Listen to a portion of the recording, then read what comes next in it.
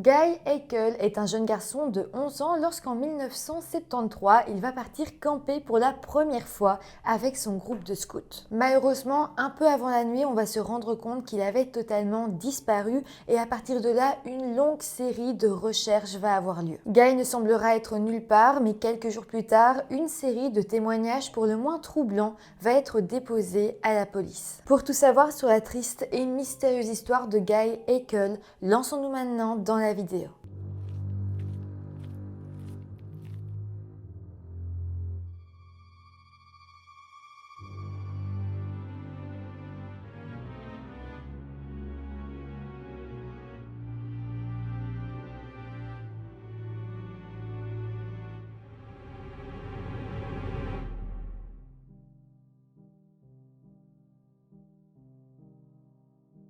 Hello tout le monde, j'espère que vous allez bien. Aujourd'hui, je vous retrouve avec une nouvelle histoire de disparition d'enfants aux États-Unis. Cette histoire, vous allez voir, est extrêmement bizarre, extrêmement mystérieuse. Vraiment, au fur et à mesure de l'écriture de cette vidéo, je me suis rendu compte à quel point cette histoire était étrange.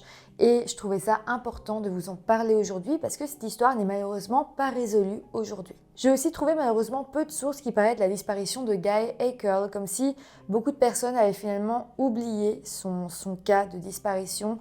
Donc voilà, ça me paraissait important d'en parler aujourd'hui sur cette chaîne. Aussi, avant de commencer la vidéo, comme d'habitude, je vous rappelle de vous abonner à la chaîne si ce n'est pas encore fait. N'oubliez pas que je sors une vidéo par jour pendant tout le mois d'avril. Et maintenant que tout ça est dit, lançons-nous dans la vidéo. Guy Haeckel est un jeune garçon de 11 ans, né le 20 décembre 1961 et a vécu aux États-Unis dans l'état de l'Iowa, dans le comté de Lynn, dans la ville de Cedar Rapids. Guy vivait alors avec son père, Howard Haeckel, sa maman, Nancy, ainsi que ses deux grandes sœurs. Il allait aussi à l'école élémentaire Eisenhower où il était en 5e année. Mis à part l'école, Guy était très investi dans son groupe de scouts et il était vraiment très fier d'appartenir à ce groupe. D'ailleurs, au début du mois de février 1973, il était censé partir pour la première fois camper avec les scouts. D'ailleurs, à partir du moment où il a appris cet événement, il était tellement excité qu'il en a parlé tous les jours à sa famille, à ses amis. Vraiment, le jour où il allait partir camper était un jour qu'il attendait vraiment fort. Donc le samedi 3 février 1973, Guy est alors parti avec son groupe de scouts pour cette nuit de camping. Tous les enfants et leurs moniteurs se sont alors rendus sur le lieu de camping qui n'était pas très loin de la ville de Cedar Rapids. C'était juste à côté de la rivière Cedar, tout près d'une centrale nucléaire qui s'appelle Dwan Arnold Energy Center. Arrivés sur place, il y avait une grande cabane qui les attendait et tous les scouts se sont alors installés. Fin d'après-midi, les températures ont commencé à baisser, il faisait à peu près 10 degrés Celsius,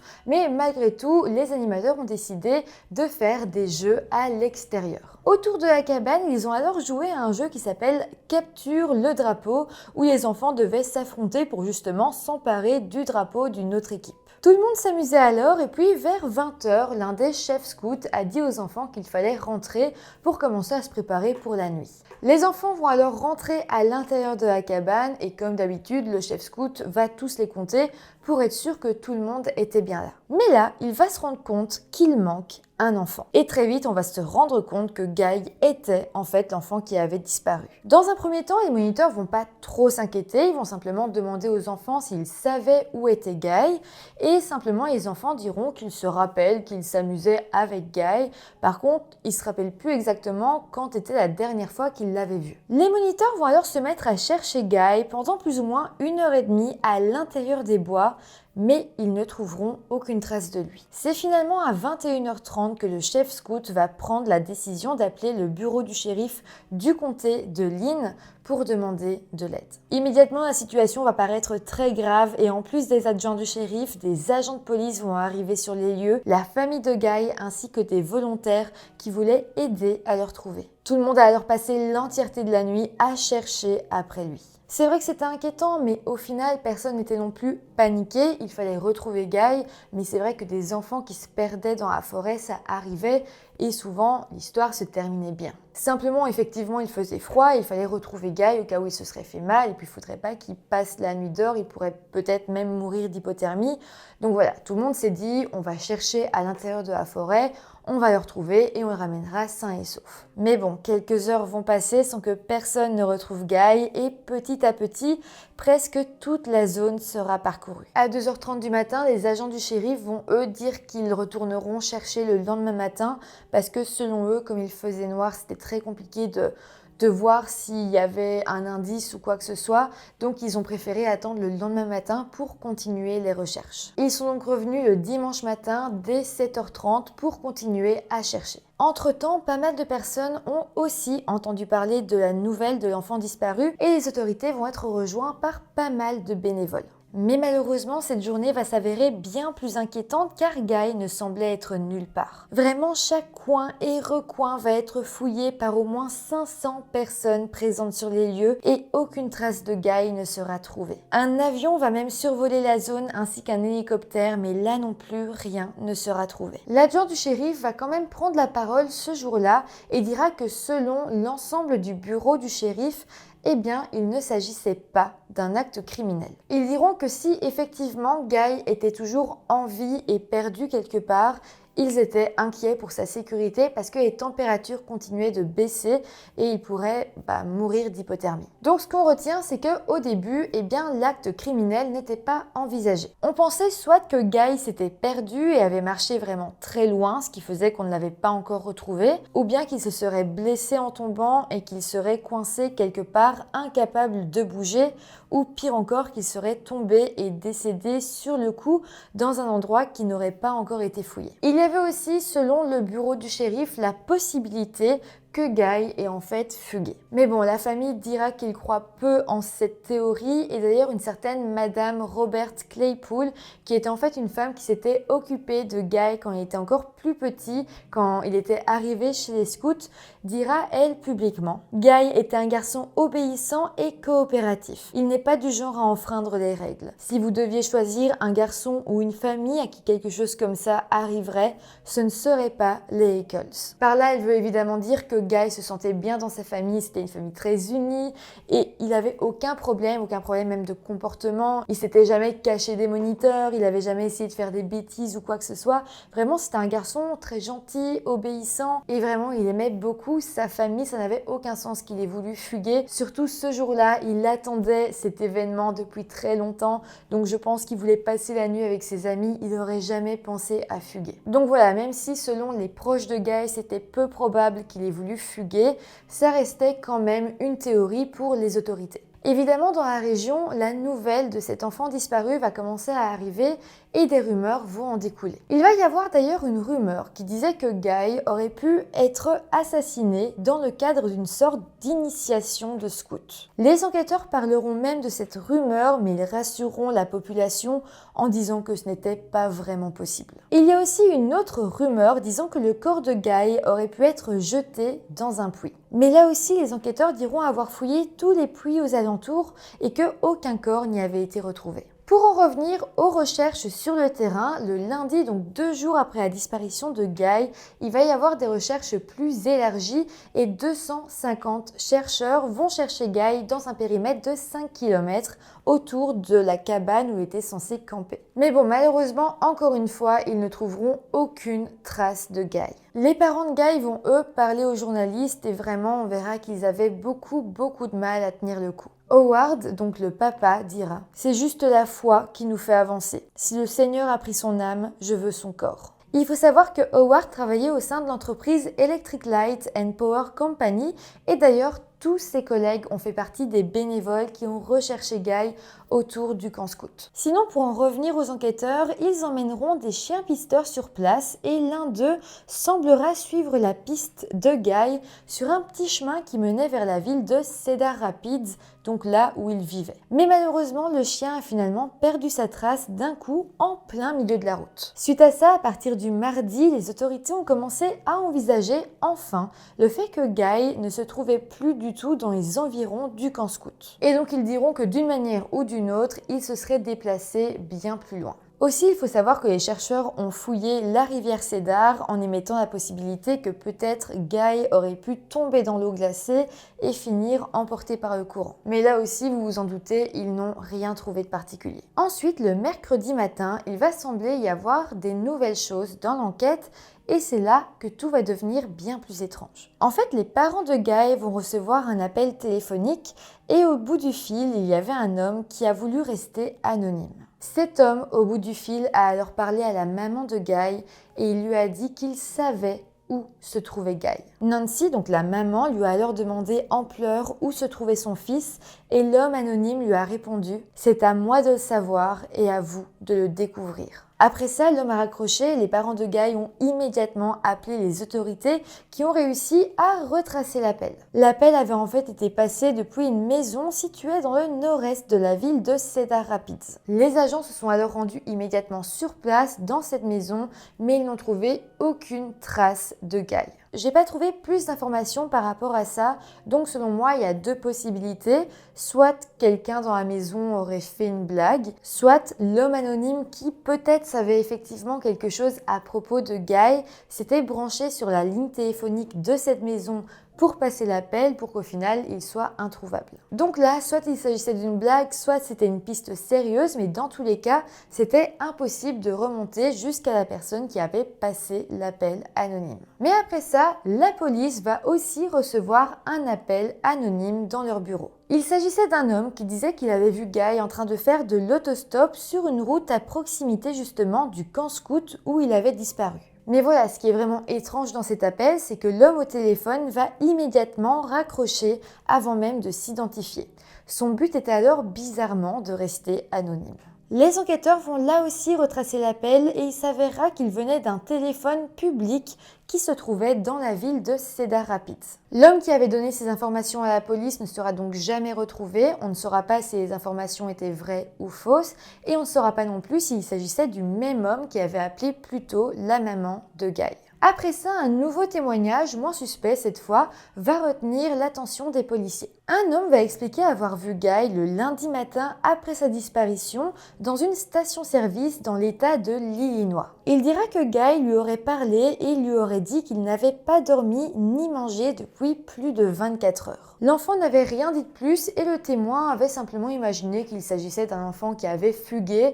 Mais voilà, il n'a pas pensé à ce moment-là à appeler la police, il s'est dit « l'enfant a fugué, il rentrera chez lui un peu plus tard », donc il n'a pas eu l'air de s'inquiéter plus que ça. Mais ensuite, cet homme, ce témoin, avait vu l'avis de disparition de Guy et il s'était rendu compte que l'enfant à qui il avait parlé ressemblait quand même énormément à Guy.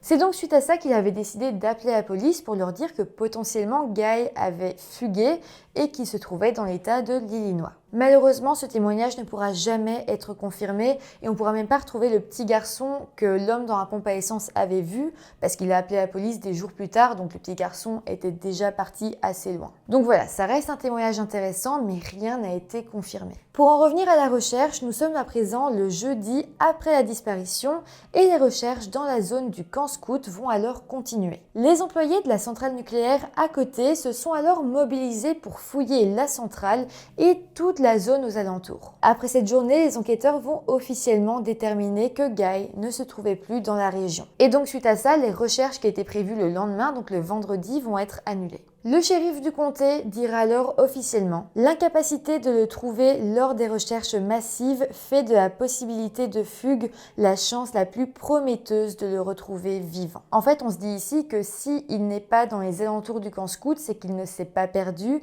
c'est qu'il ne s'est pas blessé, c'est qu'il n'est pas décédé dans les bois. Et donc, ça veut dire qu'il a dû partir plus loin. Et s'il est parti plus loin, soit c'est parce qu'il a été malheureusement kidnappé, soit c'est parce qu'il a décidé de fuguer. Et s'il a effectivement décidé de fuguer, eh bien c'est possible qu'il se soit mis en sécurité. Malheureusement, la famille de Guy ne croyait pas du tout en cette possibilité et comme je vous l'ai dit tout à l'heure, chaque personne qui connaissait un minimum Guy savait qu'il n'aurait jamais fugué. À partir de là, les seules chances de vraiment retrouver Guy étaient les témoignages que les policiers recevaient. Les enquêteurs ont alors pris chaque témoignage extrêmement au sérieux et ils ont enquêté sur chaque petit élément qu'ils recevaient. Un jour d'ailleurs, une serveuse de Carlock, une ville dans l'Illinois, va appeler la police pour dire qu'elle avait vu Guy dans le restaurant où elle travaillait. Selon elle, l'enfant lui aurait dit qu'il s'était enfoui de chez lui dans l'Iowa et qu'il n'avait pas l'intention d'y rentrer. La serveuse dira alors qu'elle était totalement sûre que ce petit garçon était Guy. D'ailleurs, elle dira que les vêtements que ce petit garçon qu'elle avait vu portait ressemblaient aux vêtements que Guy portait la dernière fois qu'il a été vu. Il s'agissait d'une chemise Boy Scout, d'un jean rayé multicolore principalement brun, une parka matelassée bleu clair et des bottes Chouka. Le témoignage de cette serveuse a alors évidemment intrigué les enquêteurs. Elle a été invitée au poste de police, on lui a montré plus de photos de Guy. Et là, elle a commencé à douter. Elle a finalement dit qu'elle n'était plus vraiment sûre qu'il s'agissait bel et bien de Guy. Et à ce moment-là, eh bien, les enquêteurs étaient de retour au point de départ. Mais bon, tout de même, ça faisait déjà 2 témoignages de personnes pensant avoir vu Guy dans l'Illinois et que justement, ce petit garçon avait dit avoir fugué. Même si ces pistes n'ont jamais été officielles pour les enquêteurs, je trouve que ça reste tout de même assez notable. La suite se passe le 25 février 1973 lorsqu'un pêcheur qui pêchait sur les rives de la rivière Cedar, juste en face de la centrale nucléaire, a remarqué une veste qui semblait être celle que Guy portait le soir de sa disparition. La veste ne se trouvait pas dans l'eau, mais elle avait été comme posée sur une bûche à côté de la rivière. Ce qui était aussi très intriguant, c'est que la veste se trouvait dans un endroit qui avait déjà été fouillé auparavant. Donc le fait qu'on la retrouve à cet endroit-là quelques jours, quelques semaines après la disparition de Guy était assez énigmatique. Mais en tout cas, les enquêteurs ont donc refouillé la rivière suite à cette découverte en se disant que peut-être la veste aurait pu être arrachée à Guy lors d'une chute dans la rivière et donc les fouilles ont repris, mais encore une fois, rien n'a été retrouvé. Suite à ça, les enquêteurs ont encore une fois déclaré qu'ils n'avaient pas la moindre idée de où pourrait se trouver Guy. Mais il va y avoir très rapidement un nouveau rebondissement dans cette enquête. Un camarade de Guy, lui aussi scout, va remarquer ainsi que ses parents qu'un inconnu semblait rôder autour de sa maison depuis que Guy avait disparu. Lorsque ce fait a été connu par les autorités, ils se sont dit qu'il y avait une possibilité que ce rôdeur ait quelque chose à voir avec la disparition de Guy. Et donc, avec ce rôdeur, les enquêteurs parlaient pour la première fois de la possibilité d'un acte criminel. Suite à ça, enfin, le 28 février 1973, le bureau d'enquête criminelle de l'Iowa a décidé de se joindre à l'affaire. La mère du scout qui était victime de ce rôdeur dira d'ailleurs « Mon enfant a vécu une série d'incidents effrayants où quelqu'un a allumé une lampe de poche à la fenêtre de sa chambre. » Donc clairement, avec ce témoignage, on voyait que ce rôdeur en avait après l'enfant scout parce qu'il allait à la fenêtre de sa chambre à lui. Il n'a jamais été à la fenêtre d'une autre chambre, il allait toujours à la fenêtre de l'enfant scout. Malheureusement ou heureusement pour eux, à partir du moment où la famille a parlé de ce rôdeur à la police, eh bien il n'est plus jamais revenu. Et donc il ne sera jamais attrapé par les autorités. Après ça, le temps va encore passer et les choses ne vont plus avancer. En été, le niveau de la rivière va baisser, donc de nouvelles recherches auront lieu, mais encore une fois, personne ne retrouvera aucune trace de Guy. Donc après ça, les recherches vont tout doucement s'arrêter et l'affaire deviendra un cold case. Il faut savoir que les parents de Guy ont par contre continué à chercher de leur côté. Ils ont parcouru une bonne partie de la région à pied à la recherche d'indices et même s'ils ne trouvaient rien, ils n'ont pas pu se résoudre à arrêter. Howard, donc le papa de Guy, a écrit une lettre destinée au journal local et dans cette lettre, il disait « Nous pensons qu'il y a 2 réponses possibles à la disparition de Guy. Soit il s'est perdu et s'est noyé dans la rivière, soit il y a la faible possibilité qu'il ait rencontré un acte criminel et il pourrait être n'importe où, mort ou vivant. Nous prions toujours pour un miracle. » En mai 1974, une récompense de 5 000 $ a été offerte à toute personne qui aurait des informations permettant de retrouver Guy ou la personne responsable de sa disparition. Avec ça, les enquêteurs ont reçu de nouveaux témoignages, mais rien qui n'ait réellement retenu leur attention. En 1979, un lieutenant du bureau du shérif a dit en interview « Personne n'a jamais compris ce qui lui est arrivé. L'hypothèse initiale selon laquelle il s'était noyé a ensuite été remise en question car les vastes opérations de dragage dans la région n'ont jamais mené à aucune trace du jeune Guy Hackle. Nous avons utilisé toutes les ressources du comté, avions, chevaux, plongeurs, bateaux, recherche à pied et avons vérifié toutes les pistes, y compris les enlèvements possibles, mais nous n'avons rien trouvé. Les parents de Guy de leur côté n'ont jamais blâmé les forces de l'ordre et savent qu'ils ont réellement fait tout leur possible pour retrouver leur fils. Je pense de mon côté que le fait que la famille était très religieuse et très tournée vers Dieu à ce moment-là les a quand même pas mal aidés à accepter ou plutôt à surmonter la situation. Et donc c'est vrai que souvent en interview, Howard notamment parlait du fait qu'il faisait confiance à son Dieu, qu'il avait la foi et réellement la famille a eu l'air de s'en sortir grâce à ça. Évidemment, chaque famille a sa propre manière de gérer ce genre de situation juste horrible, mais dans le cas de cette famille, leur foi religieuse les a vraiment beaucoup aidés. En tout cas, c'est comme ça que se termine cette triste histoire. J'espère qu'un jour peut-être on saura ce qui s'est réellement passé, même si je doute parce que l'histoire reste assez vieille tout de même. C'est une histoire qui date des années 70 et peu de médias en parlent encore, mais malgré tout, ça reste une possibilité et j'espère vraiment que peut-être même un jour quelqu'un parlera. En tout cas, n'hésitez pas à me dire en commentaire toutes vos théories par rapport à tout ça. Dites-moi aussi ce que vous avez pensé de cette histoire. Je lis toujours vos commentaires avec beaucoup d'attention et ça me fait plaisir de vous lire. Et puis, si la vidéo vous a intéressé, n'hésitez pas à mettre un petit pouce en l'air, ça fait toujours plaisir, à vous abonner à la chaîne. Et moi, je vous dis à demain pour une nouvelle vidéo. Bye!